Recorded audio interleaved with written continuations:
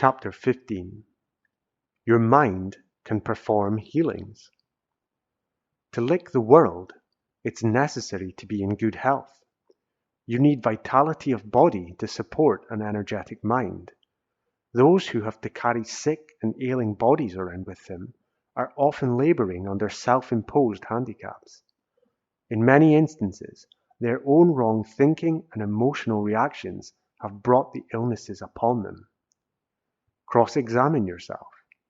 If you don't possess the degree of health you should have, what have you been doing to help create these disturbed conditions? You can be sure you've been doing something to upset the chemistry of your body by letting some fears, worries, hates, or resentments run riot inside you. Nothing happens by accident. There are causes behind even the most insignificant things that occur. It's now an established fact that your body reflects the attitudes of your mind if these attitudes become chronic. You well know that worry and apprehension can upset your digestion, cause your heart to palpitate, bring on a shortness of breath and nervous perspiration. A sudden fright can do all that. So don't try to tell me that how you think and feel doesn't affect your health. Now, get this important point. If your mind has the power to make you sick through wrong thinking, it obviously has the power to make you well, to heal you through right thinking. I do not claim that the power of will, the creative power, is a cure-all, but I do know that the right mental attitude will aid any person in ill health. Do you remember the Frenchman, Dr. Emile Coué, who was in this country some years ago, telling people that they could cure themselves if they would adopt his plan? His idea was very simple. All you had to do was say to yourself, over and over, every day, in every way, I am getting better and better. Lots of folks laughed at Dr. Coué. His method was so simple that they said he was nuts. There was nothing new in his idea, any more than there is anything new in the ideas I'm putting forth. Just another way of expressing the whole scheme. Reiteration, repetition, keeping uppermost in mind all the time what you want. These positive thoughts, in turn, are passed on to the subconscious mind, the creative power within. Think health, wealth, and happiness, and they will all be yours in time. It cannot be otherwise. I repeat, it cannot be otherwise. But hold on now. You can't be silly about this thing. Good ideas like Dr. Coué's have lost their value to many people because they have seen others going overboard. You can't kid yourself by giving lip service to every day in every way I am getting better and better when you are doing nothing to change wrong mental attitudes or habits or practices which have brought on ill health. You can't hold the right thought and expect to get anywhere if you are full of 100 wrong thoughts. We all know of people who are continually talking about backaches, headaches, stomach aches, or some other kind of aches. They harp on them, and the first thing they know, with that reiteration, the aches have become realities. If you have such an ache or pain, if you've determined that it is nothing serious, just a nerve or tension reaction of some sort, then there is no point to talking about it. Neither is there any point to talking about your worries, your troubles. All this does is to further annoy yourself and others. They have worries and troubles of their own that they want to talk about, and they are apt to resent your beating them to the punch. And it's some punch, too. When you don't feel right, it hits you smack in the solar plexus. You go around with that hangdog, all-gone feeling, and the more you repeat how lousy you feel, the more certain you are that you should keep within reach of an undertaker. Constant reflection on your ills will magnify them and cement them to you. Get away from the negative side and become an affirmative type. Think affirmatively, and the first thing you know, your aches, your worries, your troubles will disappear. They can't continue to live off you if you refuse to give them nourishment. If thou art pained by any external thing, it is not this thing which disturbs thee, but thy own judgment about it. And it is in thy power to wipe out this judgment now. But if anything in thy own disposition gives thee pain, who hinders thee from correcting thy opinion? Philosophy of the Ages. The healing power of love. Scientists at Harvard, under the direction of Professor Pitirim A. Sorokin, are conducting a most unusual experiment. They are studying the power of love. They have already discovered that love has more power over disease than medicine. Right doses of this emotion can produce longer life, greater health and happiness, as well as peace of mind. Young and old are transformed when the love potion is taken. If you don't like somebody and have been burning yourself up hating him, start loving that person and see what happens. You're apt to end up with a friend instead of an enemy, and a stomach free of ulcers. Most human beings never forget an insult, but they remember a kindness even longer. Since like attracts like, wouldn't you rather give out with love and kindness and get love and kindness back? You've heard people say, I'll get even with so-and-so if it takes the rest of my life. Carrying such resentment around with them takes far more out of them than it does the person hated. Everyone wants to be loved, even a dog, and everyone warms up to love, even a dog. You feel better when you love and are loved. Look at the dried up men and women around you who are starved for love, if you think love isn't a mighty, creative, vital force. Several scientists have tried loving some plants and hating others, and given the same mechanical care and watering, the plants that were nourished with love have thrived, while the plants poisoned by hate have shriveled, been undersized, or even died. There's an old saying, you can love a person to death, but I'll take my chances any day on love against hate. Get the hate out of your life if you wish to attain and retain good health. Your mind can heal you. There is a creative power in mind, which, properly directed, can heal you. I have used this power to heal different physical disturbances which have developed in me through wrong thinking, and you can learn to use it too. One of my dear friends is Dr. Frederick Bales, director of the Great Science of Mind Church in Los Angeles.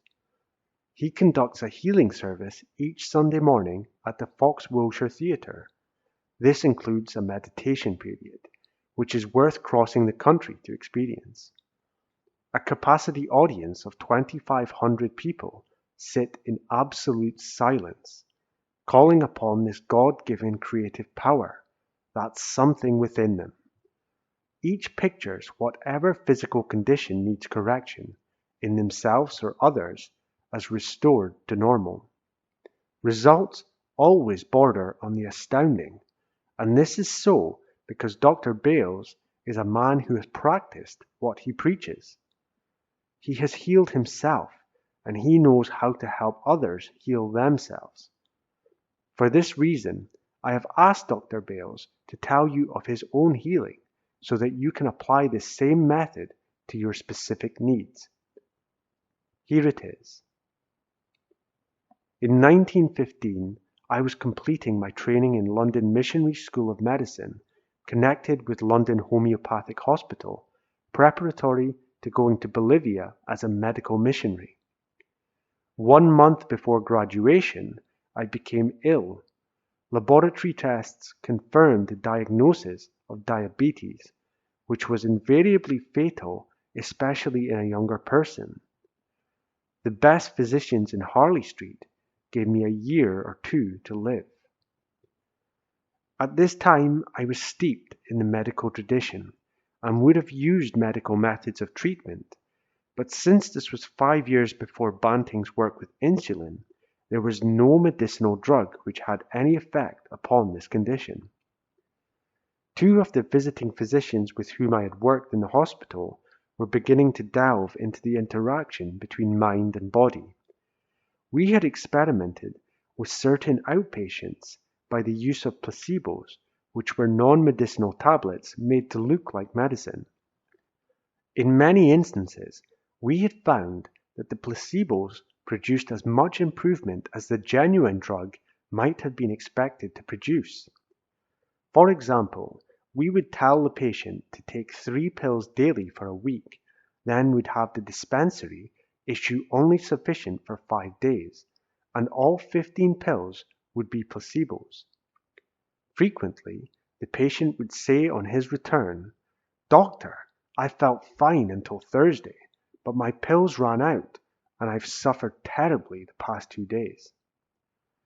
Since some of these patients suffered from serious conditions, and since I had seen patients under hypnosis freed from extreme distress without the use of morphine, I decided that some sort of mental technique might work for me, especially if I would go into it with my eyes open, thus requiring no placebos. This I did. Since a myriad new cells were built every moment, and since each was built under the dominant idea of either health or of illness, I determined that I would stamp each new cell with the concept of health, right structure, right action, right function, and would begin to praise the body for its mutual cooperation and assistance, one part with the other. Fortunately, I was quite familiar with the internal structure of the pancreas, having dissected several of them, and I could have drawn a picture of the islets of Langerhans, which are the chemical laboratory in which infinite intelligence synthesizes insulin from its components. I began to talk to it, telling it that I knew it wanted to work, that it did not enjoy being on a sit-down strike, that something in my past mental and emotional attitudes had turned it aside from its will to work, and that from now on it would have all the cooperation it needed from me. One might ask, but did you really believe it could hear you? Of course not, but the mere framing of the picture in this way did something to me. I was a child in metaphysics and knew nothing of techniques. I was as alone as Robinson Crusoe in this new spiritual world, and this was the best way I could devise of to counterbalance whatever in me had caused the stoppage. Of one thing I was certain, that the mental picture could produce definite changes in the body. I had seen this already in the hospital. I was now coming to see that this universe is a universe of pure thought. I knew nothing then of the researches that such noted astrophysicists such as Eddington and Jeans were then embarked upon, and which have done so much to prove that the universe is one big thought clothed with form. But I firmly believed that each new cell could receive the impression of my recently oriented thought, so I used whatever words would help me actually to believe the words I was ostensibly saying to my body. The hospital experiments had demonstrated that thoughts and beliefs could definitely affect the body, sometimes in serious disorders. But as far as I knew, no one had ever been healed of so profound a malady as diabetes. However, when the alternative is death, a desperate person will try anything. I knew that nothing goes on in the universe without some previous action of intelligence. Action is preceded by mental activity. The universe is what Jeans calls the thought of the mathematical thinker condensed into rigorous form. Man's body could quite reasonably be to man what the universe is to the infinite thinker, the outpicturing of his individual thought. All thought being therefore creative, the nature and condition of that which is being created would depend on the nature and condition of the thought. I felt that I was on sound, reasonable, logical grounds in thus making the attempt to color this creative process in the direction of perfect function. For perhaps 8 or 10 weeks there was no apparent change, but I persisted. Then, one week, the laboratory test showed a very slight drop in the sugar. Next week, it fell further. Unfortunately, I kept no diary, therefore these periods might not be exactly correct, but my general recollection is that the sugar fell for several weeks. Then, for no apparent reason, it soared again. This was most discouraging, but I continued with my procedures, and the sugar dropped again. This intermittent rise and fall of the sugar continued for almost 6 years, during which time I was steadily gaining a sense of mastery over the condition. The encouraging feature to me was that each peak of the flare-ups was never quite so high as the previous high point. Eventually, the day came when the urinalysis revealed the fact that the sugar had fallen to the point where it was no longer listed in a percentage figure, and the laboratory report merely said, "Sugar, a trace." But this trace persisted for probably 6 to 8 months before the laboratory report said, "Sugar, negative." This was perhaps the happiest day of my life, yet I was cautious for some months, still refraining largely from carbohydrates in my diet. Gradually, I came to the conviction that my trouble was gone, and by this time I had learned how to put a certain finality into my belief, so that I knew that never again would I be brought under bondage to this condition. For over 30 years I have eaten all the sugars and starches I have desired. I have never in my life had a drop of insulin. My energy and vitality are higher than that of most men of my age, and it has been my supreme pleasure to teach thousands of others this creative principle which has brought me out from under the shadow of death. Doesn't this thrill you? The same creative power resides in you this very minute, ready for you to call upon it, to serve you, as the creative power in Dr. Bales' consciousness served him. All you have to do is to start using it, calling upon it, directing it, exercising your will, determination, persistence, visualization, faith. If you believe it, it is so. Listen and re-listen to Dr. Bales' description of how he did it, keeping in mind all the while how you can apply these methods in your own life. But don't be foolish about this thing. Remember the little, ever-true gem of wisdom. Babies crawl before they can walk. If you are a diabetic, don't jump off the deep end before you can swim. Start preparing your mind, freeing it of fears and worries and every kind of emotional disturbance. Make contact with this God-given creative power, the healing force. Experiment with it in little things. Observe how your body responds, how your health improves, as you maintain happier, more joyous and confident attitudes of mind. Whatever mental and emotional states you have had which helped bring on this physical condition must be removed.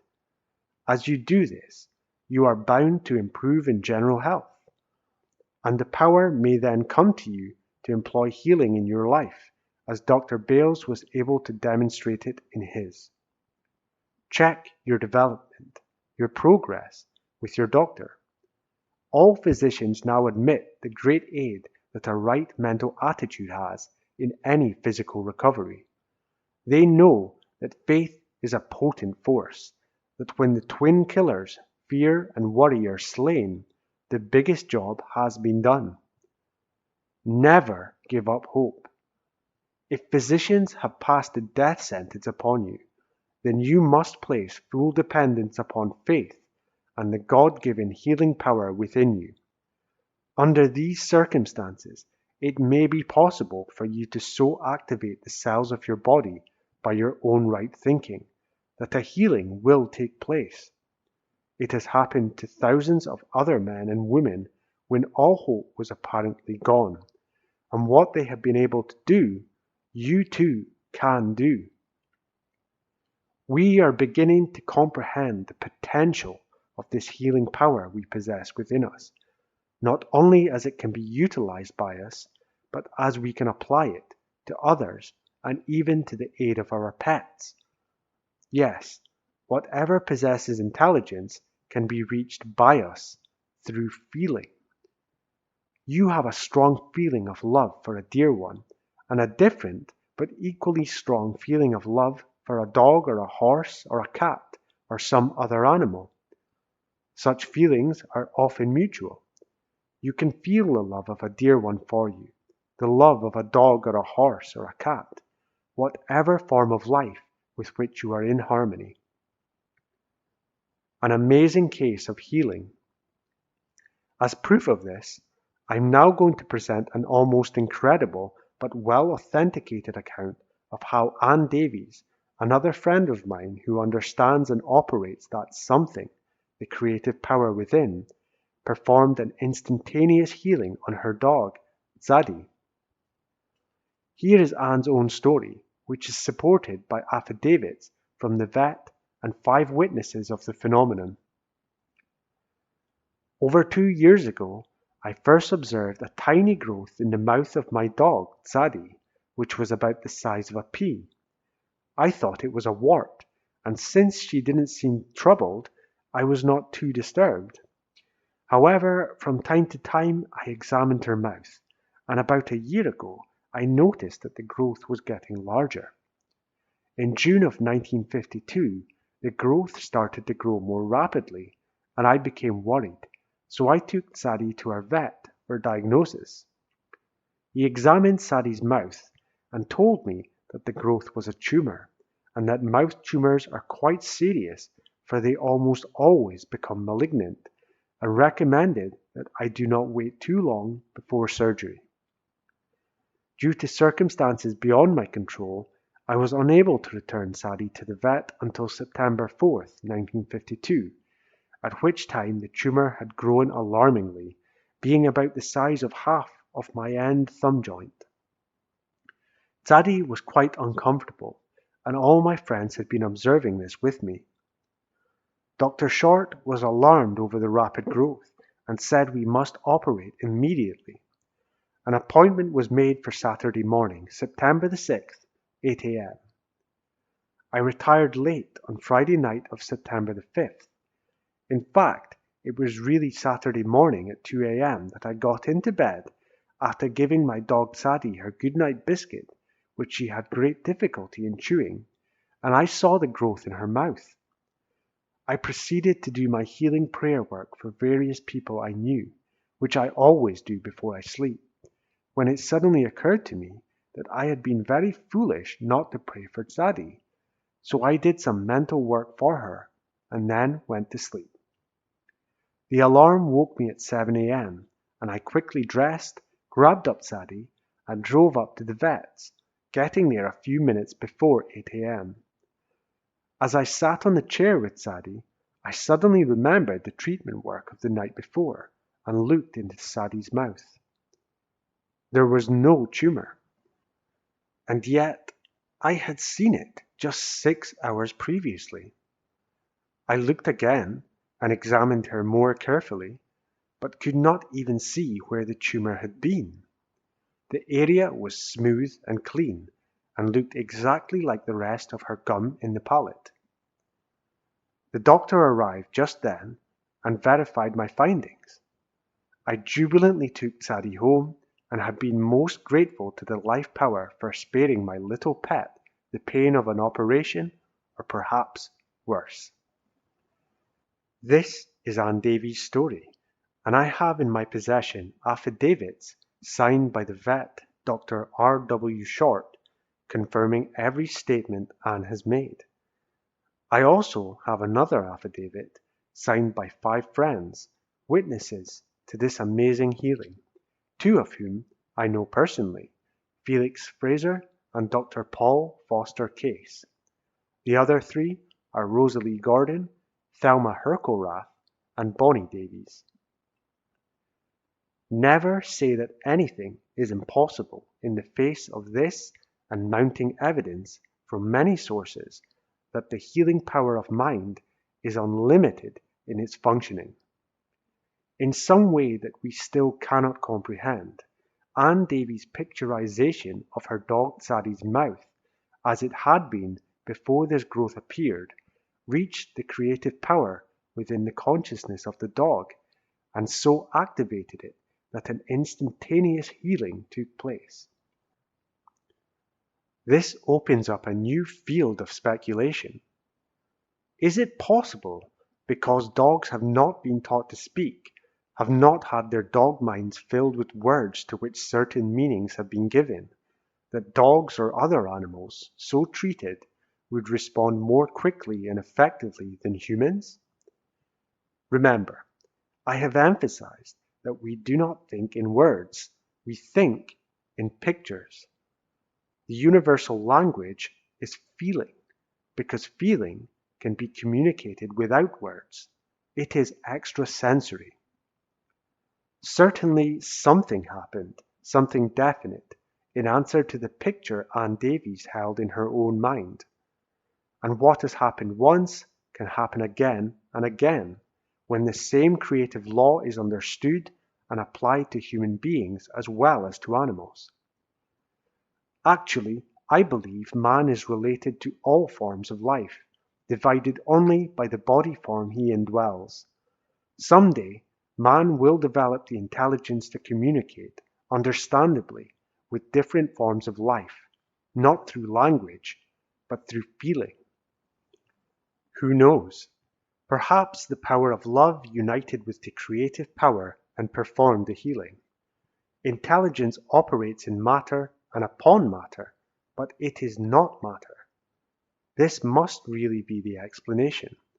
Mind is the basic ruler, and when mind takes charge, everything seemingly material must alter its form as mind directs. The magnet and the iron filings again. There is a gold mine of health in this chapter. Get busy and dig it out.